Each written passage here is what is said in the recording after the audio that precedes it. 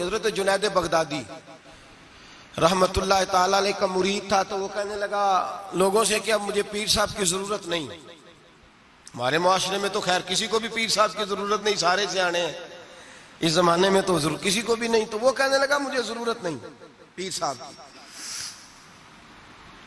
का क्या हुआ? कहने लगा मैं पीर साहब से आगे गुजर गया हूं। जिस तरह कहते नहीं सियाने मुरीद, ऐसे हजरत साहब में नहीं करना चाहिए। इस तरह कहने लगा जी मैं पीर साहब से आगे गुजर गया हूं। का वो किस तरह? कहने लगा जी मैं तो रोज रात को जन्नत में होता हूं।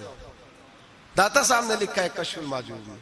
तो हज़रत जुनैद बगदादी रहमतुल्लाह अलैह को किसी ने आके बताया, तो आप तशरीफ ले गए। फरमाने लगे यार किस जन्नत में होता है? कहने लगा बाबा जी आप तो बैठे होते हैं बगदाद की मस्जिद में, तो मैं तो रात जन्नत की सैर करता हूं। फरमाने लगे आज रात जन्नत जाए तो एक दफा लाहौल भी पढ़ लेना। तो वो कहता मैं रात को जन्नत में था, लाहौल शरीफ पढ़ी, मेरी आंख खुली तो मैं रूड़ी के ढेर पे बैठा हुआ था। दौड़ा गया हज़रत जुनैद बगदादी को, हुजूर ये क्या है? आप फरमाने लगे तू मेरे पास आता था तो तू परहेजगार बनने लग गया था, तेरे अंदर तकवा पैदा होने लगा था, तू रब रब करने लगा था। शैतान आया है तुझे बहकाया है, मुझसे दूर किया है ताकि तू दीन ना सीख जाए।